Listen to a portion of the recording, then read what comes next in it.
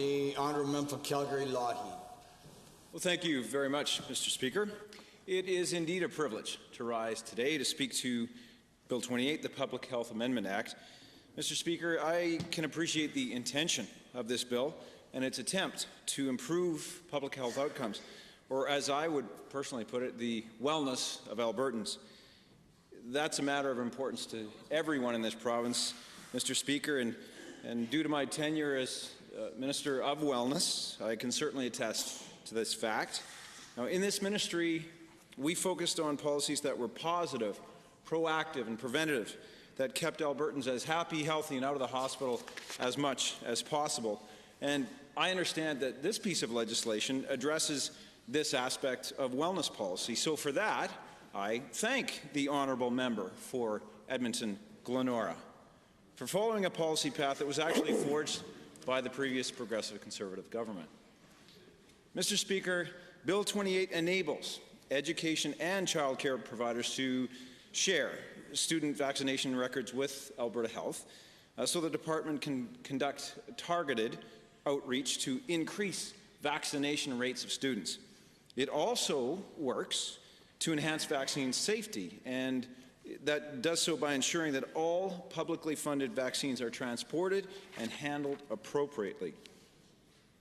Now, Mr. Speaker, I speak through you to the members of this Assembly and, of course, all Albertans when I say the science is irrefutable. Vaccines do work. They are integral in preventing communicable diseases, and they do help protect the health and well-being not only of our children, Mr. Speaker, but all Albertans. So policies such as this are in the public's best interest, and they do help to increase vaccination rates throughout Alberta. And this is a value and idea that I believe our members of our Progressive Conservative caucus believe in and will support. The well-being of our children should be at the forefront of all of our policy decisions, and I'm glad that this government is making that a priority in this instance. And with that in mind, Mr. Speaker, I want to be on record as saying that the privacy of our children and their families must be reflected in this process, and this must be achieved, and I trust that it will be, through the professionalism of our health and education and public service officials. It's of utmost importance that sensitive information pertaining to the health of an individual is maintained. I also want to advise the government with respect to parental communications. The message must be conveyed that this bill does not interfere with the rights of parents to exclude their children from vaccinations for medical or other reasons. Ensuring and respecting parental rights is critical with respect to policy matters, and this simply must not be forgotten. Wearing a different hat now, Mr. Speaker, as advocate for Indigenous relations, this bill offers an avenue to explore an issue that's very near and dear to my heart, and that, of course, is the well-being of our First Nations and Métis and Inuit children. I understand and I acknowledge from first-hand experience the incredible challenges that are faced by Indigenous Albertans.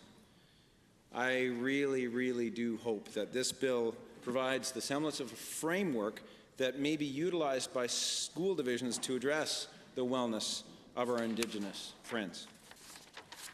And with the utmost level of respect, I encourage the honourable member for Edmonton-Rutherford, as well as the honourable member for Edmonton-Glenora, to build upon this legislation with effective policy that enhances public health of our Indigenous individuals and communities through wellness programs, and by working, obviously, with our First Nations, Inuit, and Métis friends, and, of course, with the federal government. Because doing so will, in fact, enhance the quality of life for so many young people. And that's something that just cannot be overlooked in this process. From a departmental perspective now, Mr. Speaker, I would hope that the government has an appropriate plan in place to ensure that accurate data transmission occurs between our public servants in health and education. And with a project such as this, the time and resources allocated does have the potential to be quite large. So we do have to do this right. To sum up, Mr. Speaker, I believe that this bill utilizes a preventative, proactive focus to health care in order to improve wellness outcomes. And that's something, in my humble opinion, that is lacking within our health care system today in a big way, and it's worldwide.